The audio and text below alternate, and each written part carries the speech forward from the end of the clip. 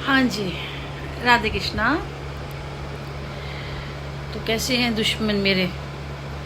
बड़े खुश हो रहे होंगे, है ना, मुझे इस हाल में देख के।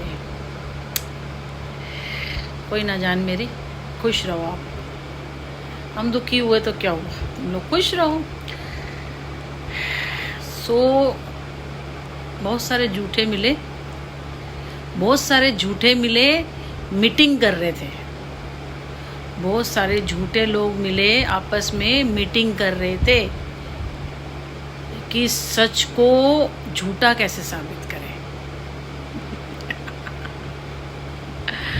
बहुत सारे झूठे मिलके मीटिंग कर रहे थे, ये जो सच है ना, इसको सच झूठा कैसे साबित करें, इसे गिराएं कैसे, इस पे झूठे इल्जाम कैसे लगाएं। सब कुछ तो करके देख लिया हमने, कैसे करें यार, बर्दाश्त नहीं हो रहा। भाई गॉड, जो भी वो बंदा है ना, भाई गॉड, मैं अब मेरी ये बड़ी दिली तमन्ना है, मैं उसको एक बार देखना जरूर चाहती हूँ कि किस हद तक वो कितना, मैं कहती हूँ, गिरा हुआ। उस इंसान को ऐसी सज़ा मिलनी चाहिए, ऐसी सज़ा मिलनी चाहिए कि उसका कोई दुश्मन हो ना, उस बंदे का कोई दुश्मन हो, और वो भी देखे ना जब उसको इस हालत में, तो उसकी रूह कांप जाए यार कि ऐसी भी दर्दनाक मौत होती है। ऐसा मैं आज मंदिर गई थी ना, मैं हरिनगर में, तो वहाँ मैं माता के सामने थोड़ी देर कभी बैठ जाती हूँ, खड़ी हुई थी मैं, तो मैंने माँ सामने बिल्कुल, क्योंकि मूर्ति वहाँ पे पता है कितनी है, जैसे कमरे जितनी है ना, ये कमरा है हमारा, इतनी बड़ी बड़ी मूर्तियाँ हैं वहाँ पे। तो आप कितनी भी दूर पे रहोगे तो लगता है जैसे माँ आपको ही देख रही है। तो मैं तो बिल्कुल सामने खड़ी होती हूँ, तो जो भी मन की बातें आप कह लेते हो ना, आपको पता है मैं तो बातें करती हूँ। तो मैंने यही कहा कि इतनी दर्दनाक मौत देना उसको, ताकि उसका कोई दुश्मन हो ना, वो देखे यार कि ऐसी मौत भी होती है। और भी जो लोग हैं ना, वो डरें कि किसी भी का ऐसा नहीं, कितना करो, एक आधा महीना 2 महीने चलो आपसी रंजी दुश्मनी है, ऐसे बैर नहीं पाला करते हैं।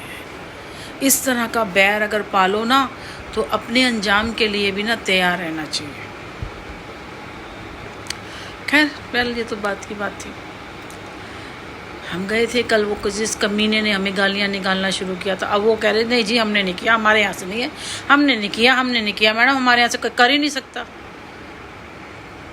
मैंने कहा वो तो इसने अपना इंटरव्यू, जैसे बोलते हैं ना हम कई बैंक से हैं किसी से, मैंने कहा उसको हेलो बोलने की जरूरत है, और वो कर भी बड़ी तरह से, जैसे तपा हुआ नहीं बैठता कोई, इसको बोल देता जैसे पंप मार देता है, तपा हुआ था वो, ऐसे था वो।